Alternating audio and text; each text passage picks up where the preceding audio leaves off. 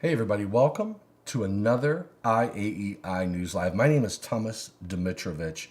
This is a recorded session because I believe right now I'm probably catching windshield time. So I want to talk today about outdoor circuits and equipment.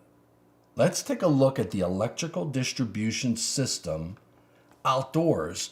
We're going to only touch on this topic for about an hour. So get your books out, get your NFPA link opened up, because we're going to navigate the National Electrical Code, NFPA 70B, and any other document, and in the process, teach you some tricks regarding NFPA link.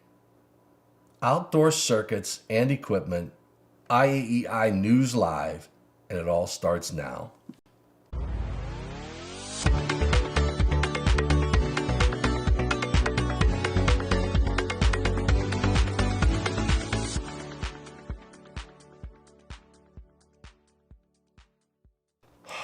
All right, so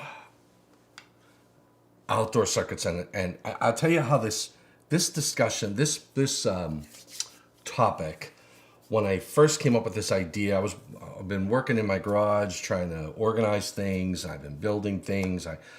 I ran a circuit was it last year?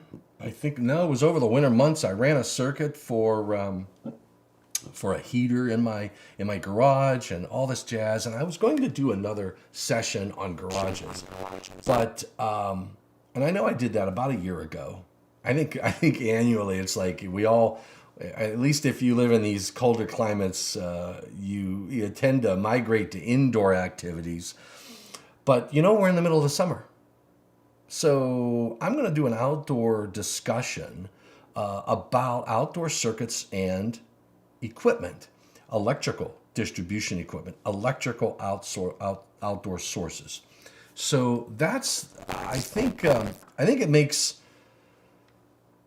a little sense to take that approach and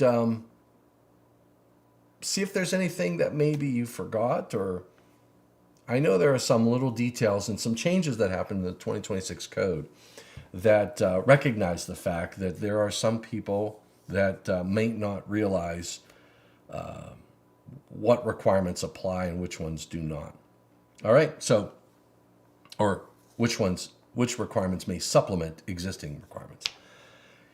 We're going to get into all of that. But the first thing we have to figure out, and again, I mentioned this is a recorded session. The first thing I believe we have to figure out is, what do we mean by outdoor? We use the term a lot. In fact, so let's set things up. I'm going to set the stage here. Let me set the stage here. Make sure this works. All right, so here we go. Okay, so NFPA. Oh no, NFPA link. I have NFPA link open up here. So I have I'm logged into NFPA link, and if you don't have NFPA link yet, I mean, you need it. This is just a powerful tool that helps you navigate across a lot of different documents from NFPA. I can search multiple documents, which we will. But so I have over here, I have NFPA link opened up, and as you saw earlier over here, I have the source page for NFPA 70, which I have TerraView, the first draft. You'll see this is the first draft up here on the left-hand side, and I have the second draft. So this is for the next edition of the code. And if you go to nfpa.org/70 next, all one word, 70 NEXT, you will get to this page. And how I got to the first and second draft was I clicked on first draft and I clicked on second draft, right? And I know that in a couple weeks here, we're going to be at the NFPA annual meeting, and I hope to see all of you there with me. So looking forward to seeing everybody at the NFPA annual meeting in Las Vegas, Nevada. So anyway, so that's what I've got open on my computers and on my computer and my monitors. Anyway. All right. So Let's talk about, if I go to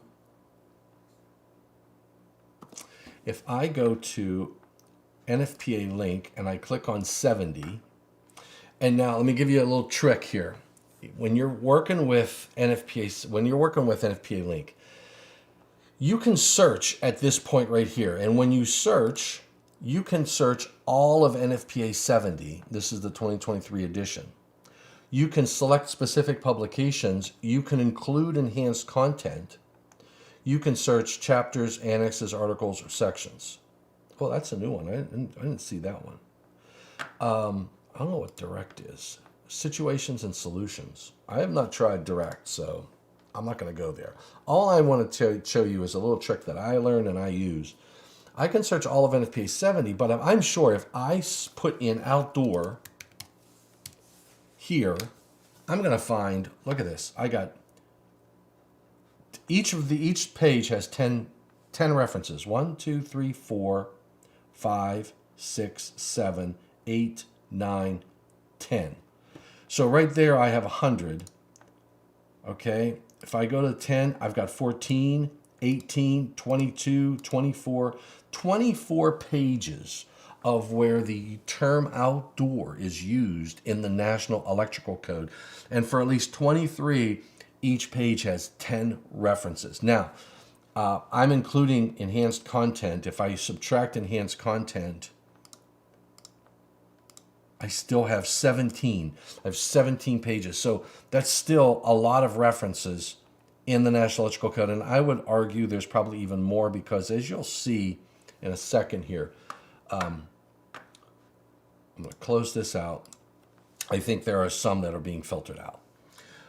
But if I just want to look for a defined term, now that all of the definitions are in Chapter 1, Article 100, and I still say the title of Article 100 should not be definitions. It should be defined terms, because that's what's in there. There are definitions, but they're definitions of terms. But anyway, I digress. Article 100, it has all of the defined terms that are defined for the National Electrical Code. Now, if a term that we use is not defined in the National Electrical Code, then we go to other sources. Merriam-Webster is a good reference for us. Merriam-Webster is a good reference. So is the Building Code and other NFPA documents, because you want consistency, right? So if I want to search just in Article 100, I click on Article 100, and then I click the search. Now you'll see that I can search in just Article 100. And if I search for the word outdoor, and this is where I think the filter,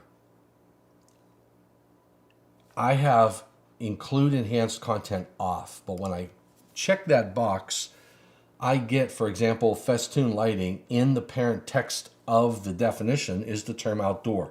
For some reason, unchecking this gets rid of festoon lighting as one example. So I think I need to turn that on and then be diligent to understand when the term is used in enhanced content. And what do I mean by enhanced content? The enhanced content is those, if you recall, the handbook has that blue text. Remember, that's just someone else's opinion. It's somebody's opinion. It's not enforceable. So the NFPA link includes those blue text, so to speak, areas, and they call them enhanced content. And you can click on that. In some cases, there's images. There's a lot of valuable information there. But it's not a part of the National Electrical Code. It is just for information. And it's someone's opinion of the requirement. It may not align with your opinion of the requirement. Remember, the AHJ has the final call. And that final call may or may not agree with the enhanced content. So just make sure you understand that. So, but in any case, as you will see here, you have the use of word. You have outdoor overhead conductors, outdoor spray area. It's used in festoon lighting. It's used in performance area. portable motion picture studio, temporary equipment. Temporary equipment may be used in indoor and outdoor areas such as athletic facilities, spa and hot tub, modular data centers, and service conductors. There's no defined term outdoors. So, what do? If we want to know what outdoors mean, we can go to Merriam-Webster. Webster definition of, might as well do this. Webster definition of outdoor. And I go to, there's the Merriam-Webster outdoors definition. It can be a noun, a place or location away from the confines of a building. The natural world, the places outside of areas developed by humans. If it's an adjective, outdoor stands displaying equipment, wide outdoors pursuits.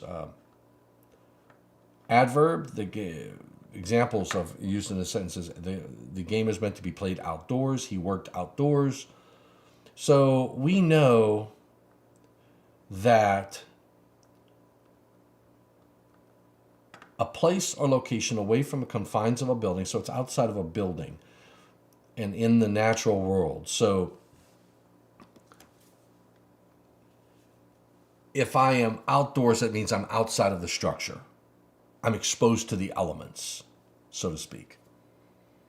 And where I think the area could be gray is if you have like say it's a breezeway. I'll give you a good example. A breezeway that has a roof and has two open ends. Is that outdoors or is it not outdoors? Right?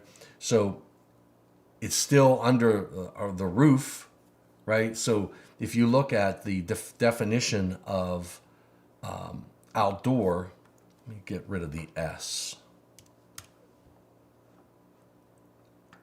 Of or relating to the outdoors. So if I having no, not in, look at this. Look at this. So I just changed a simple thing on Merriam-Webster's website. And I said outdoor instead of outdoors. And look at this, not enclosed, having no roof. So would you consider a breezeway outdoor?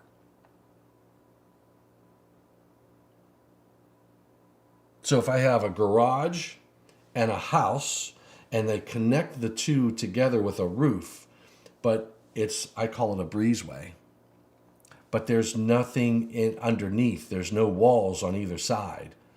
So you have walls on two sides. You have walls for the garage and walls for the house, but it's open on either side in between. I call it a breezeway, but you may or may not call it a breezeway. I don't know what you pass through, whatever you want to call it. But the way outdoor is defined, it says of or relating to the outdoors, performed outdoors, outdoorsy, and 3 is not enclosed, having no roof. So if it has a roof, then is it enclosed? I'd love to know your opinion. Would you consider a breezeway outdoors? So if you put a piece of equipment in that location, and does it matter? When does it matter? Wow. When does it matter? So let's look at the code. Let's look at, now what we know is we have an article. Let me close this. I'm going to bring up. So let's take a look. We know in the book we have, in chapter 2, we have branch circuits, we have feeders, then we have outside branch circuits and feeders. So all of the requirements in 210 and 215 still apply to those outdoor branch circuits and feeders, right? I don't, if I have an outside branch circuit or an outside feeder, I don't ignore the requirements in 210 and 215 and just go to 225. I have to always follow the requirements in 210 and 215. I only go to 225 to see if there are any changes or any specific requirements that I need to follow for a branch circuit or a feeder that is outside. which I understand the clear area is when it's like I leave the house and I go to a well pump, right? Or I go to an HVAC unit that's on the side of the house. That's outdoors. If I take a circuit that goes from the house outside the house to an outbuilding that might be, like in my house, I have an outbuilding, I don't know how many yards away from where we're at, maybe 100 yards away from my house, I have an outbuilding there. So that outbuilding, the circuit that goes to that outbuilding is outdoors. So I know where to go in the National Electrical Code, but what about that garage that is to the side of a house that has a roof over it? It maintains the same roof line. Would you consider the garage and the circuit that goes from the house, the panel board in the house, to the garage, would you consider that an outside branch circuit or an outside feeder? If there's a panel board in the garage, say there's service panel boards in the house, and you take a feeder to a panel board in the garage, and it passes through a breezer, would you consider that an outdoor feeder and go to 225 for the requirements for the outdoor feeder, or would you consider it just a regular 215 feeder and you don't have to follow any special rules for an outside branch circuit? I'd love to know your opinion on that one. I have my opinion, but I'm not going to give it to you. I'm going to leave you to leave it in the comments to this video. All right, so 215 feeders, 210 branch circuits. If it's an outside feeder or branch circuit, I additionally have to look at Article 225. All right, so let me just look at I made some notes to guide my discussion, and I got to get it back. Here we go. All right. Now, I don't have a definition. I can go to Merriam-Webster, so I think we've, I don't know if it's, but at least we have what we think is a good understanding of outdoors. We don't have a defined term, but we use the term in overhead conductors, spray areas, and festoon lighting and other examples that we took a look at in Chapter 1, Article 100. Learned how to search Article 100 in that process. And you can apply that method, like if you wanted to look in just Article 210, click on the article, then go to search. All right? And then you'll search just in that article and not the entire book.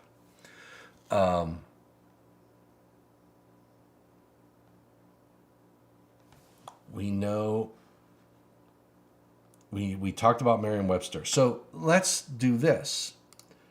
I'm going to go back to NFPA link. I'm at the main document, but I'm going to go home. Now I'm at NFPA link, but I'm looking at all of the documents. And if I search at this level, now I'm searching all of these different documents. Search publications. I'm going to include enhanced content. And I'm already searched for outdoors. It kept my last one. So there are outdoor storage requirements in NFPA 30 for flammable and combustible liquids. 395, outdoor overhead conductors. That's the, that's NFPA 70. Article 426 is 70. That's in Chapter 4. For snow and snow melting equipment, there are specific requirements. Let's take a look at that one. So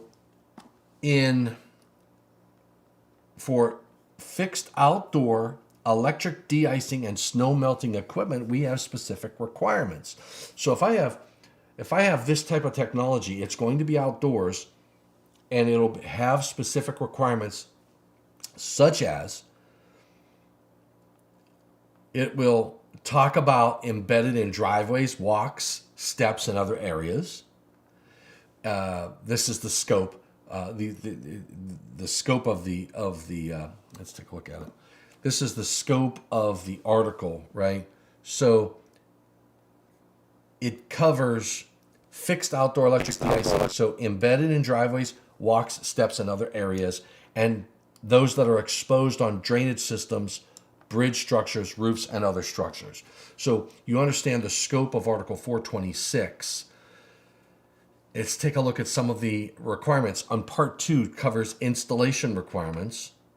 Equipment for outdoor electric de-icing and snow melting shall be identified as suitable for the environment. So we know environment is going to be a critical factor.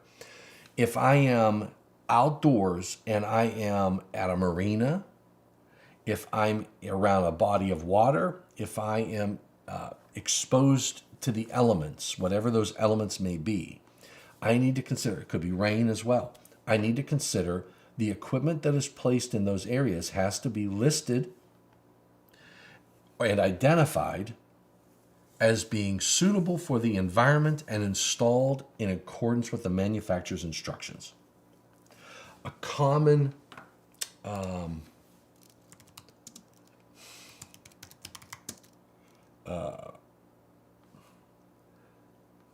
what do they call those enclosures? So a common misapplication that I've seen in the past. I don't want to say common. I'll just say areas that I have seen equipment being misapplied. 3R enclosures, right? If you go to the enclosures for like a NEMA 3R enclosure, that's wrong. They're using NEMAenclosures.com. There we go. Here we go. So here's a document. NEMA Enclosure, that's...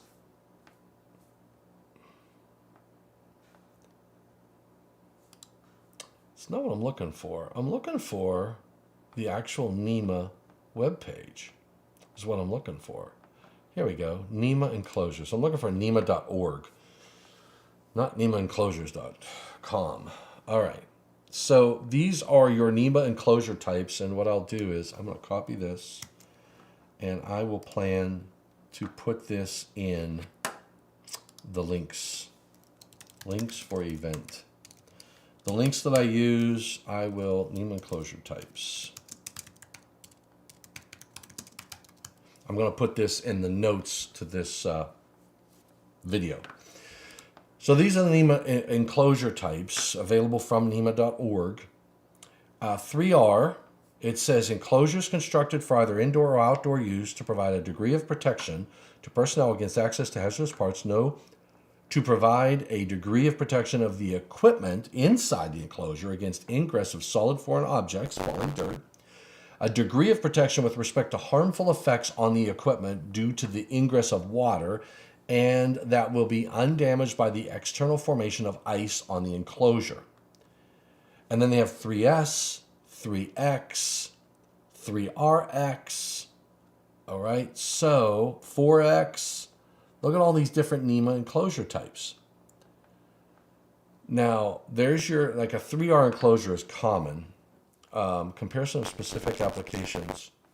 So 1, 2, and 4, these are just, so 3R, ingress of water, rain, snow, and sleet. Sleet with 3. External operating mechanisms are operable when the enclosure is ice covered. Ingress of solid foreign objects, ingress of water, hose down. Look at this. Hose down, a 3R enclosure is not listed for that.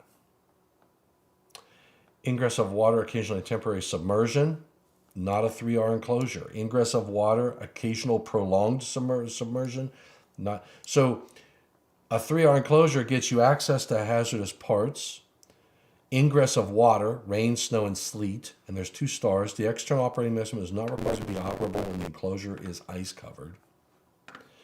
So that's what a 3R enclosure gets you. If you needed something else, if you needed corrosive, if you needed temporary or occasional prolonged submersion, it's not a 3R enclosure. You're into a 6P enclosure.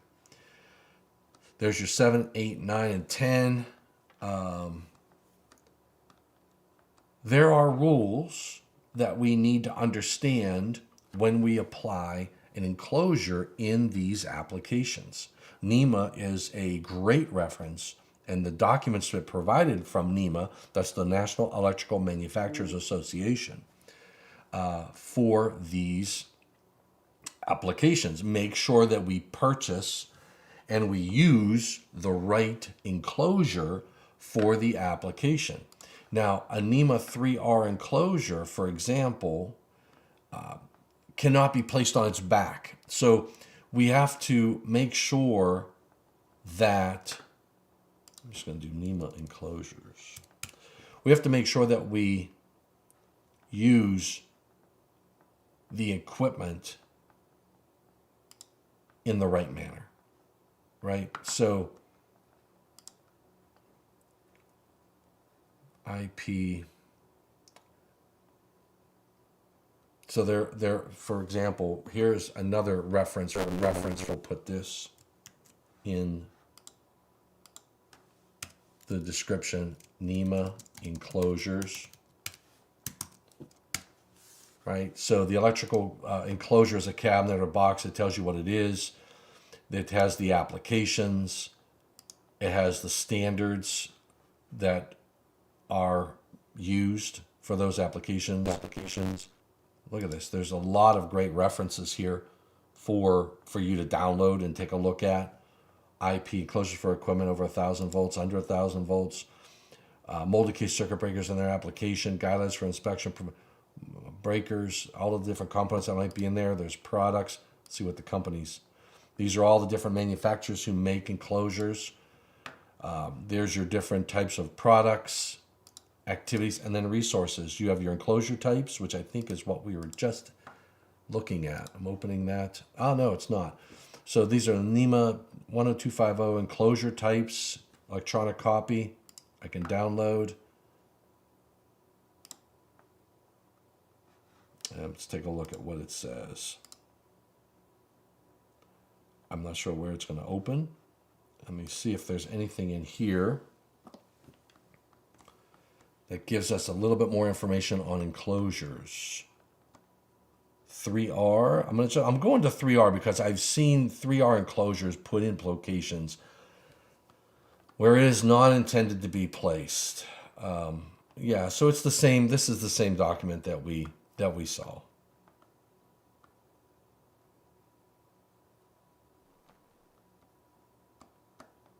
That's the same document that we had seen. A brief comparison of NEMA 250 guidelines for handling water damaged electrical equipment. Oh, look at this. There's a NEMA FAQ on enclosures. Let's take a look at that one. Oh, wow.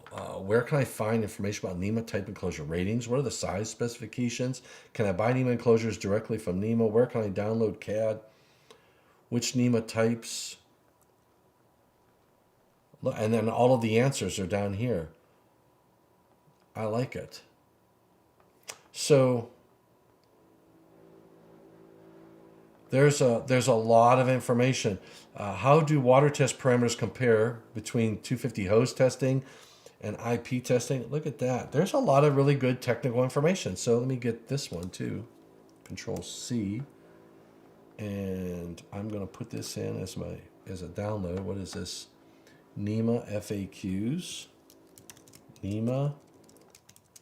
NEMA Enclosure FAQs. And I'll put the link to that. All of this will be, when you're viewing this, it's going to be down in the notes. I'm recording this right now, so it is what it is. All right, so I've got those.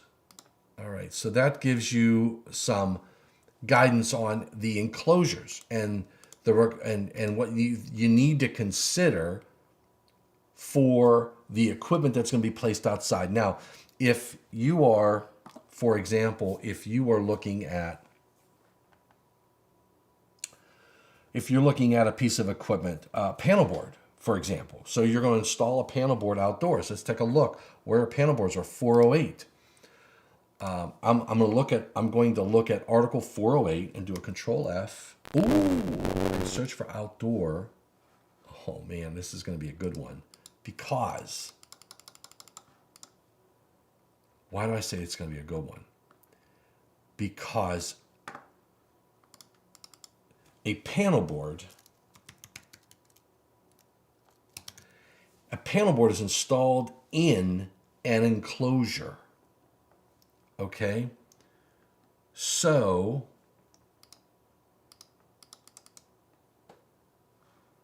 there will be requirements in 408 that speaks to the enclosure.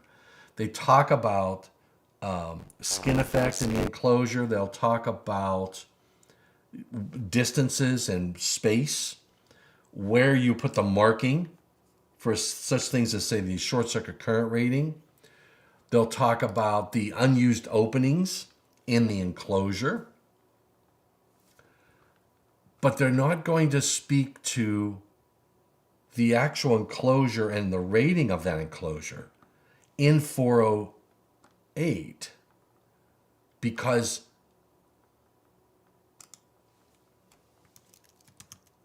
why? Because like in a panel board, it's in an enclosure. But what about switchgear?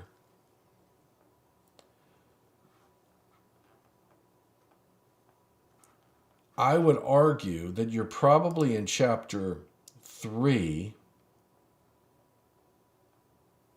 and in article 312 probably for cabinets, cutout boxes, and meter socket enclosures.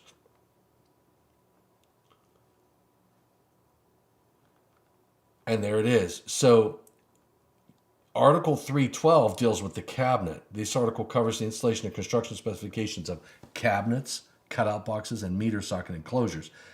It does not apply to equipment operating at over 1,000 volts except as specifically referenced elsewhere in the code. So in 312.2, they talk about damp or wet locations. So remember earlier when I was saying outdoors, why does it even matter? There are some requirements like in Article 225 where we're dealing with outdoor circuits, branch circuits and feeders. But when we're dealing with equipment that's outdoors, it's really driven around the environment. Will I have rain? Is it a wet location? Is it a damp location? Remember that breezeway example we talked about? Really, all I care about, well, one of the major things I care about, it's not all I care about. One of the major things I need to consider is the environment. Is it a damp location or a wet location? If it's a lighting fixture in a breezeway, I'm not going to see direct rain because it's under a roof. So it would probably be, I would ascertain or consider it to be a damp location, not necessarily a wet location. If I have a receptacle that's on the wall, now I could argue that receptacle, even though it's under the roof, it's close enough to the edge of the roof that it's probably going to see rainwater, so it's a wet location. And we can have the debate, the fight, the struggle, and the arguments around that. But at some point, a damp location could be actually a wet location depending upon the placement, and especially if you're dealing with a roof over an area, right? I mean, please comment if you disagree.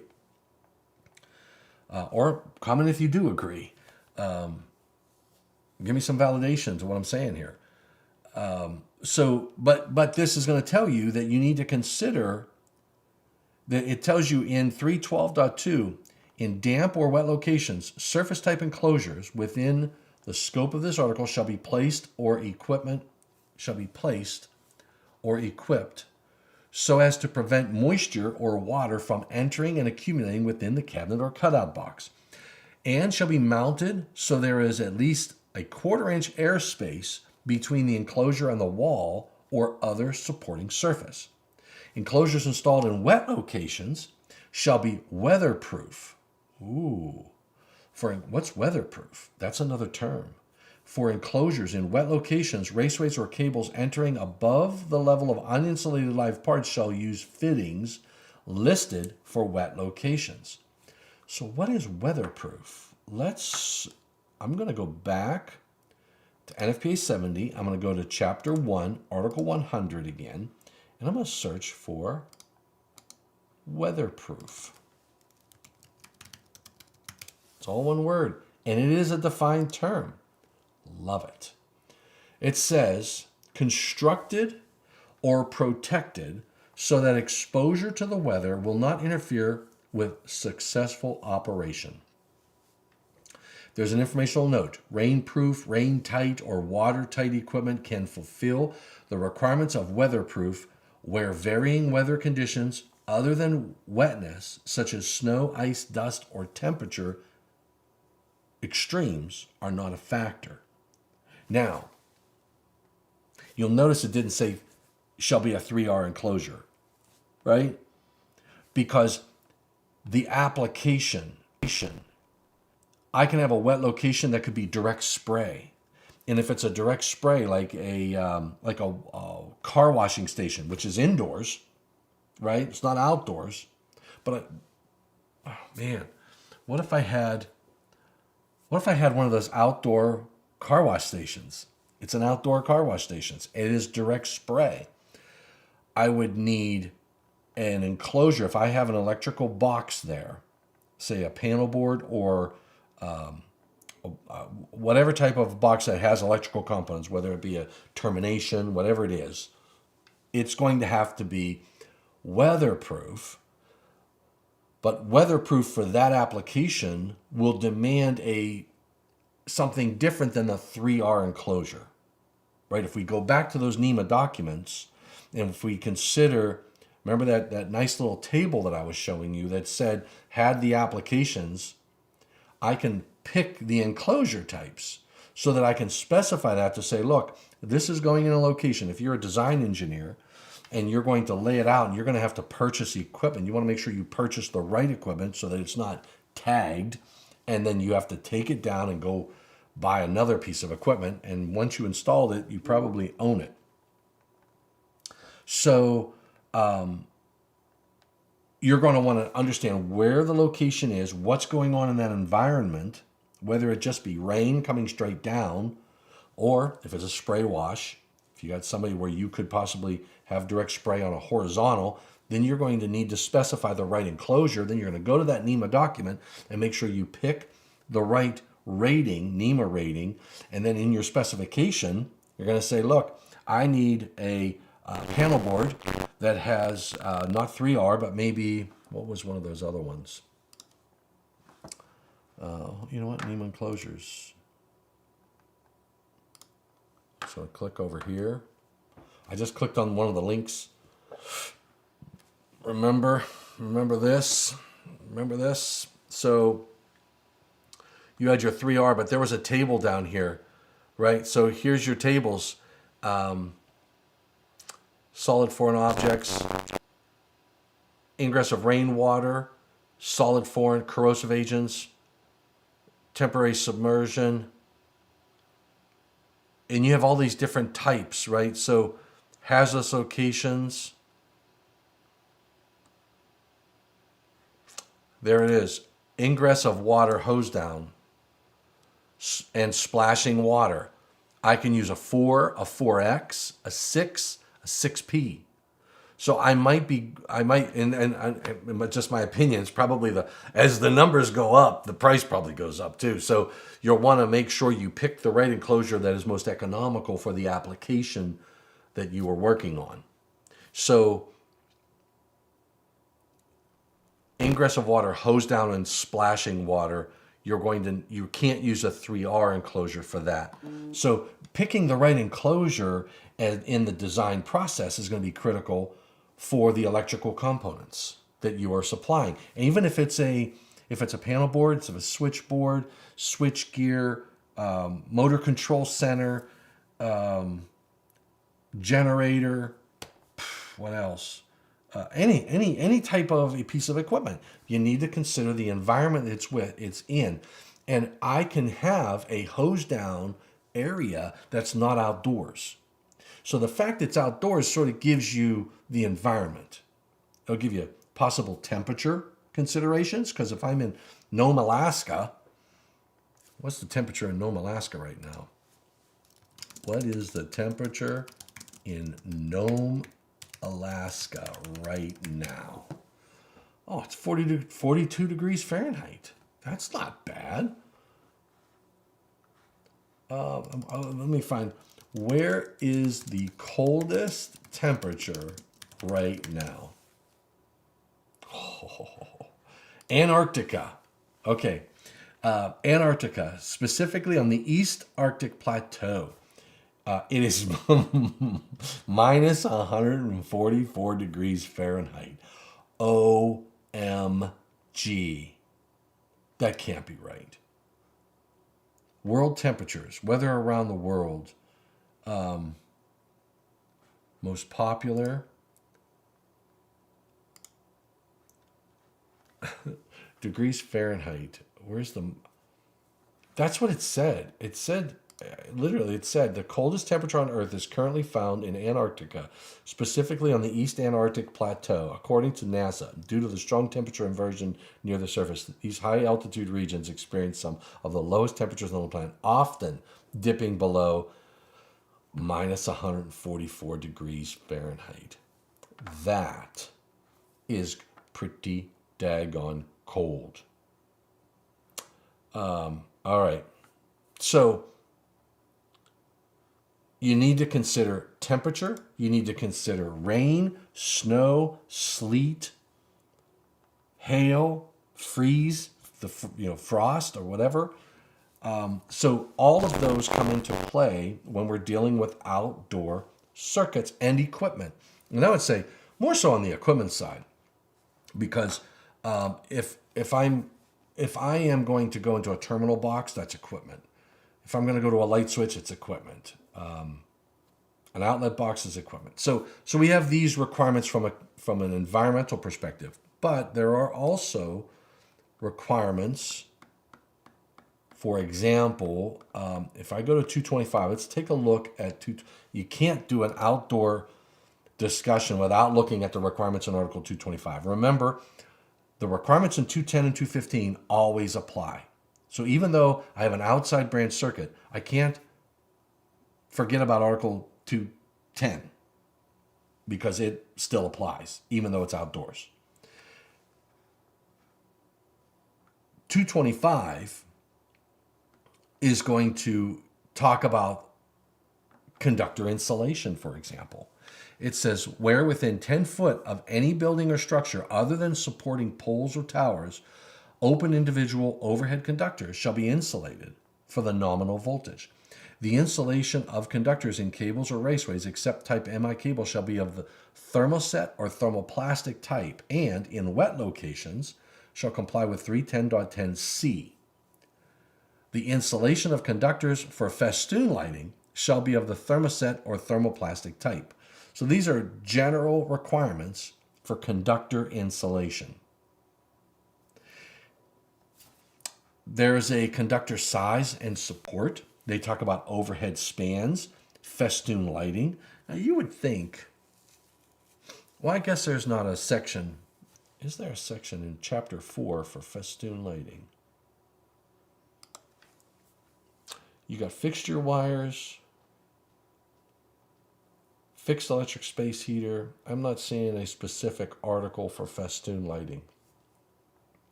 There's luminaires, low voltage lighting. All right, fixture wires and luminaires. All right, so you have overhead conductors for festoon lighting shall not be smaller than a number 12, unless the conductors are supported by messenger wires. So you can have a number 12, but then it has to be supported by messenger wires. Messenger wire. It's like, sounds like a person who's supposed to run around and give messages. Anyway, and they give you distances.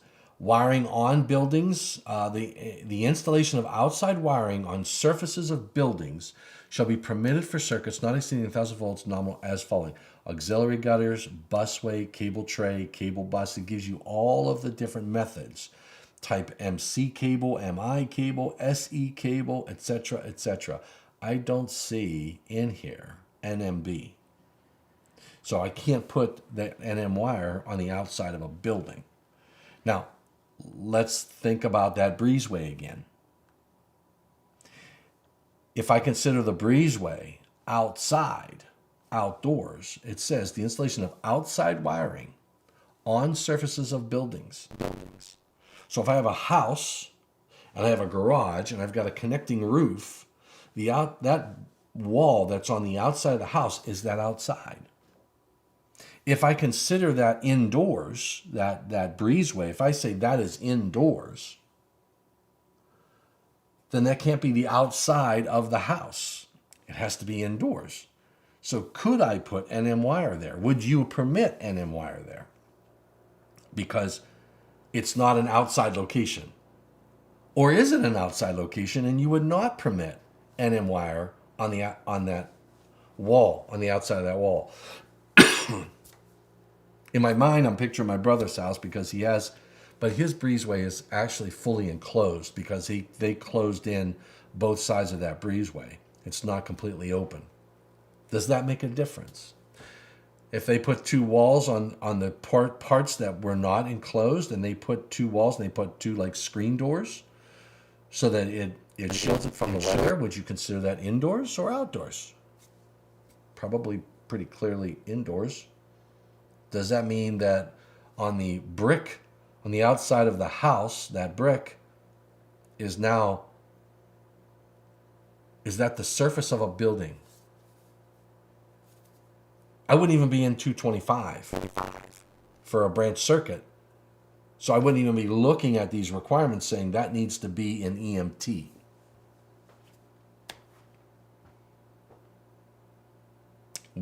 Man, I'm bringing up more questions than I'm providing solutions, but I want to get y'all to think about these applications. And I love the breezeway example because that's an area that I think we need to explore a little bit more.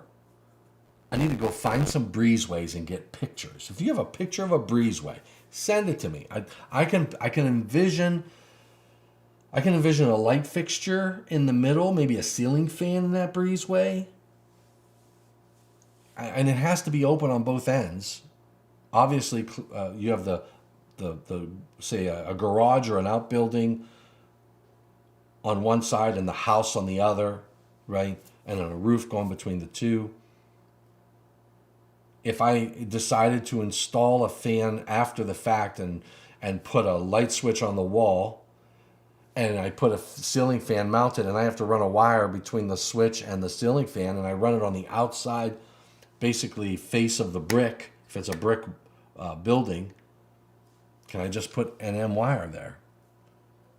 Would I have to run EMT? I would assume I would have to consider damage, right? So I would go to NMB, I would go to Chapter 3, and I would look at Article 334 for NM wire and look at where you can and cannot use that.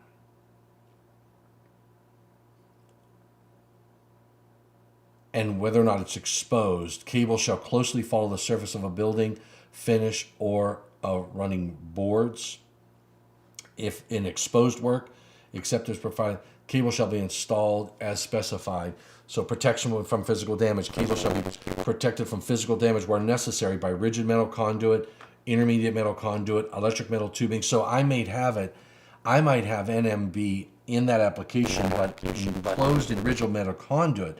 Not because I'm considering it outdoors, but because I want to meet the requirements in Article 334, right? So you may not have a requirement. Somebody could say, look, I don't have to worry about enclosing it and I don't have to worry about enclosing it in rigid metal conduit because it's not an outside feeder and it doesn't follow or an outside branch circuit, and it doesn't need to follow the rules in Article 225.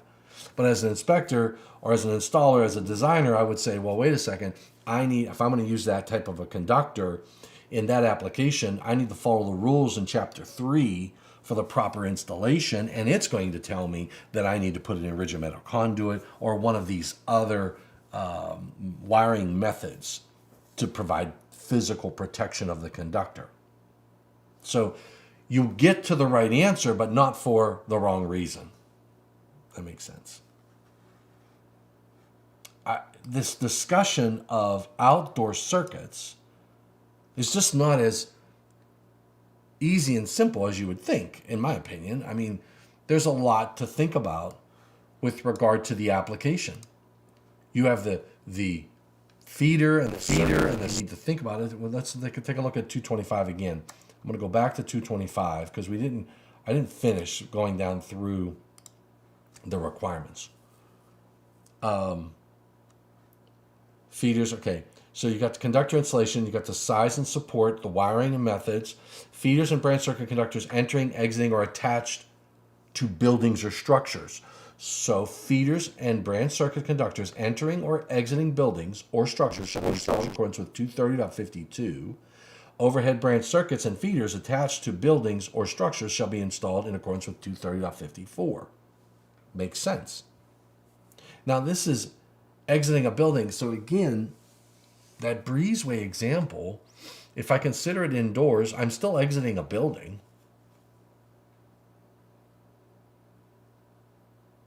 Right? I'm exiting the structure and I'm entering another structure. Do I still have to follow 225.11 in that breezeway? Open conductor support. Open conductor shall be supported on knobs, racks, brackets, blah, blah, blah. You got open conductor spacings.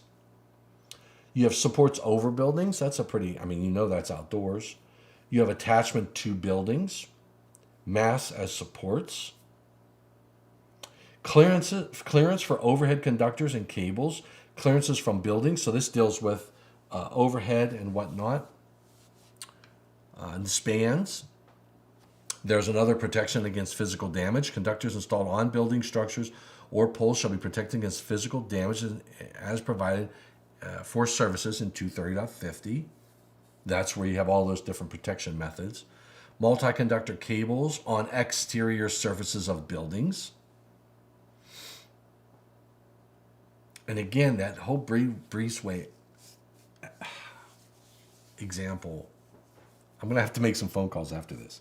This is what I love about doing these. I'm trying not to think too much about it. I just want to make it come naturally and get you all engaged. So please leave comments and chat, all that jazz. Raceways on exterior surfaces of buildings.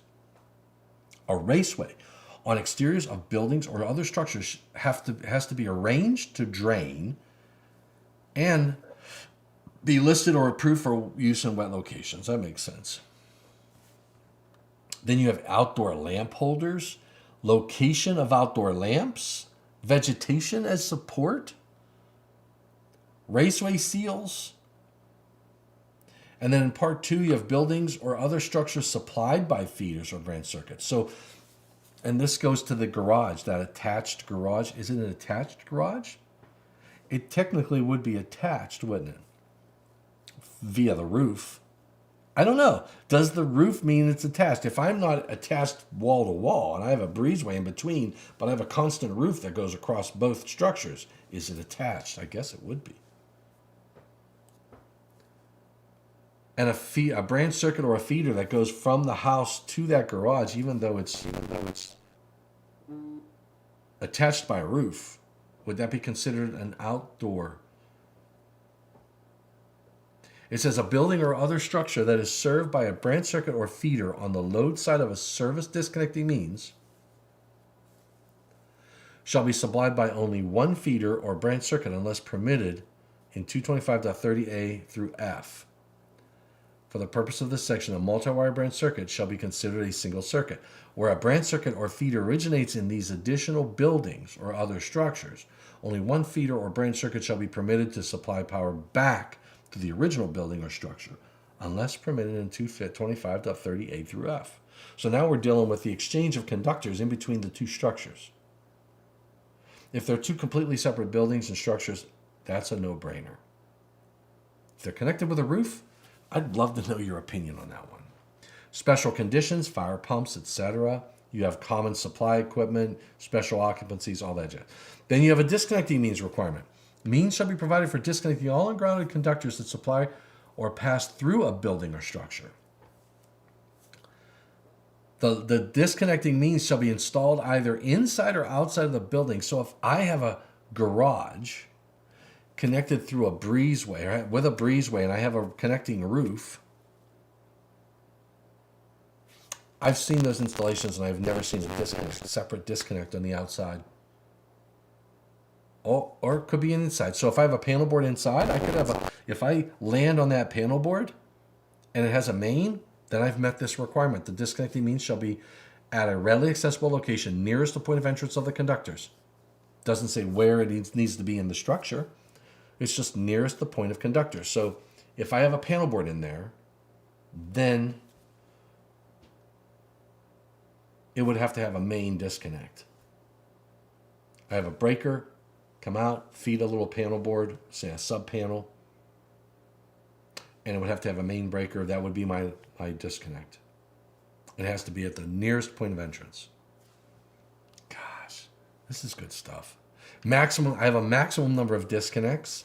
I have grouping of disconnects.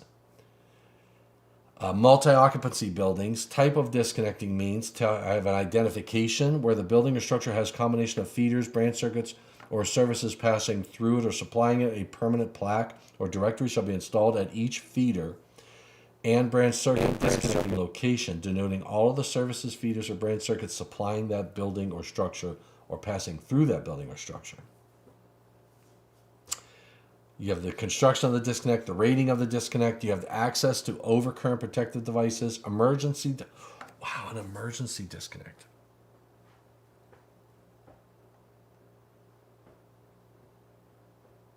So if I consider, it can't be outdoors. If I have a garage that's connected through, I would consider that one big structure. The more I think about it, that's what I would do. Because now I have to think about the emergency disconnect for the garage.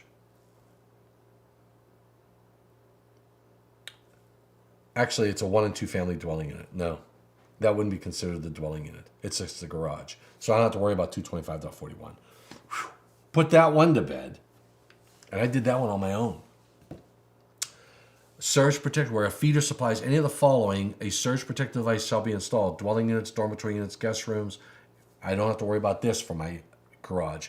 So those are the requirements for outdoor feeders and branch circuits, in addition to the requirements found in Article 215 and 210. Okay? So my point, I think, of the exploring of this topic, you've got to make sure we understand chapters 1 through 4 apply generally. 210 and 215 always apply.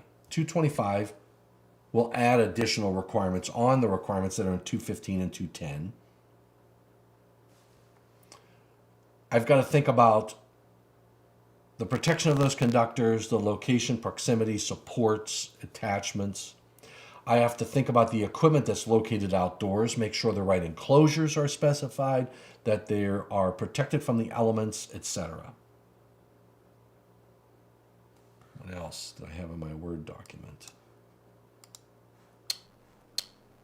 I've got to consider, like, RV parks will be outdoors. All of that equipment is going to be outdoors. I've got to make sure it's properly rated, properly listed for the application. Marinas, a great example. There are GFCI requirements for some of these circuits. I didn't cover GFCIs.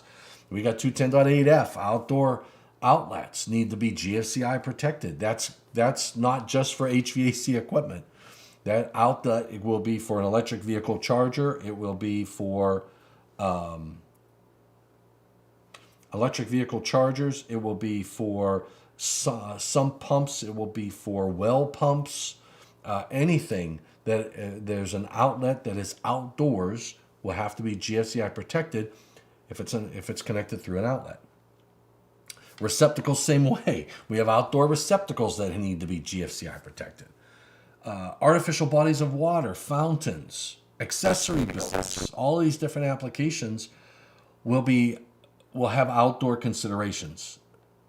But again, environmental, when I'm thinking about spray and wet locations, that could be indoor or outdoor. You have your feeders, you have your service equipment that could be outdoors. Your meters, your meter socket will be outdoors. And you have to think about the GFCI requirements that might be present. The bonding, equipotential planes, didn't even get into grounding and bonding. Oh my goodness, how much time do I got? I'm at 1 hour already. There are so many aspects that you need to consider when we are thinking about outdoor applications. This is just a foundation, gives you something to get started with. And I didn't get into NFPA 70B. I wanted to talk about maintenance. There's going to be additional maintenance concerns about outdoor applications because those products, those electrical products, are installed in environments where they're experiencing extreme temperatures, weather, dampness. It's going to be much different than an indoor application. So assessing the condition of maintenance is going to be different. There's a lot to think about, a lot to consider. Signage, festoon lighting, vegetation, all that jazz, are all these different special requirements. So that's my hour, and I hope you got something. I hope we're chatting this up. I apologize for not being able to be live today. Catching windshield time to go to another facility. All right? Thank you for watching. Thank you for staying here throughout the entire video. Thanks for what you do for the electrical industry and electrical safety. Remember to stay safe and please stay healthy. We will see you next week. I trust it'll be live. See you next week.